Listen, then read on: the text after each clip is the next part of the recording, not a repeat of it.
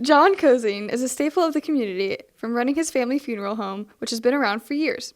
He's been documenting Farmington's history for many years and attends many games. He's an old graduate of FHS. He had a passion for journalism and talks about his earliest memories of the school. When I was really a small boy, I'd say maybe 3 or 4, back in those days, the WPA in the 30s had gone around the country, and they went to different towns and would build nice facilities. And they just put in out by the ballpark a new tennis court. And so tennis had become very popular. It's the nicest tennis court around. And so I remember my uncle, who I think was a senior at the time, Uncle Jack, took me out as a little toddler, to watch one of the games. And back then, a lot of people turned out to see tennis games. And it was exciting for me to be with all those high schoolers. So that's my first really contact with Farmington High School. Dr. Reeves is another important person here at FHS. He participates in many roles here. His teaching and contributions have students and staff praising his efforts.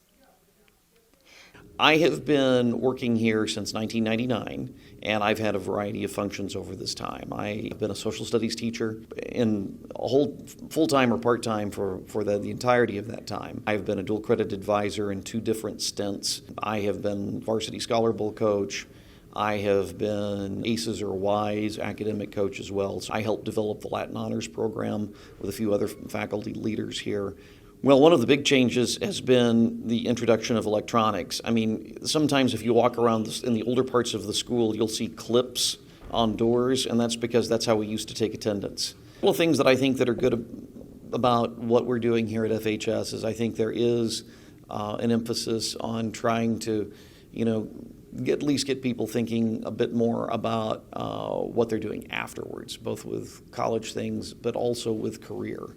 I know that there are a few things that are in the works here that hopefully will move students toward a pathway for career readiness or a pathway for college readiness. Because at the end of the day, you either have to go to further schooling or get a good job. One of the things that I think that's pretty cool is that it's not a big deal whatsoever to anyone that I know of here, but, up until Dr. Lamons became principal here, every head principal had been a male. And, she's been here in this role. She's been at FHS for a long time, but first as a classroom teacher and then dean of students and then assistant principal.